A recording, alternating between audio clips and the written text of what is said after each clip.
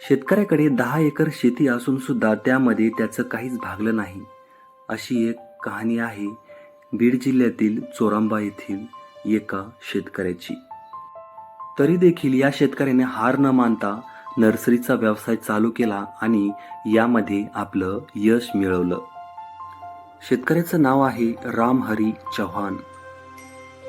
फक्त 5 गुंठे एवढ्या क्षेत्रामध्ये त्यांनी या व्यवसायाच्या माध्यमातून चांगली कमाई करत एक आदर्श व्यावसायिक म्हणून स्वतःला सिद्ध केलेलं आहे. मी रामहरी प्रभू चव्हाण, चोरंबा, तालुका धारूर, जिल्हा बीड. धारूर तेलगाव रोडवर आपण नर्सरी चालू केलेली आहे. तरी पहिला आपण शेती व्यवसाय करीत होतो. शेती व्यवसायामध्ये आपल्याला एवढं प्रॉफिट भेटत नव्हतं आणि त्यानंतर आपण नर्सरीचा व्यवसाय चालू केलेला आहे. त्याच्यामध्ये आपण लिंबोणी, सीताफळ, आंबा, चिक्कू, बरेचसे काही सर्व जेवढे पाहिजे असतील तेवढे फळबागाचे रोपं आपल्याकडे भेटतात. आणि ह्या रोपापासून आणि नर्सरीपासून आपल्याला 1 वर्षासाठी 5 ते 7 लाख रुपयाचा प्रॉफिट भेटत आहे.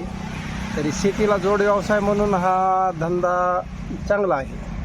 जमीन इथं नर्सरीला 5 गुंठे जमीन आहे आणि शेती वाहण्यासाठी आपली पहिली 10 एकर जमीन आहे. 10 एकरमध्ये काही भागत नव्हतं, त्याच्यामुळं हा व्यवसाय चालू केलेला आहे. जी आपल्याला 10 एकर जमीन होती ती सगळी डोंगराळ भागामध्ये आहे. त्याच्यामध्ये उत्पन्न बी भेटत नव्हते आणि पाऊस पडला तर उत्पन्न भेटत होतं थोडंफार, पण एवढं डोंगराळ भागामुळे उत्पन्न भेटत नाही.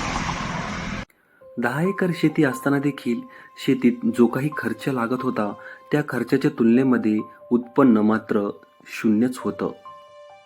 म्हणूनच त्यांनी या व्यवसायाकडे वाटचाल केली आणि खऱ्या अर्थाने हा व्यवसाय त्यांच्यासाठी उत्कृष्ट ठरला.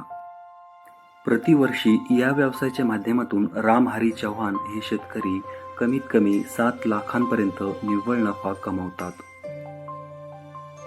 न्यूज 18 लोकलसह मी प्रशांत, बीड.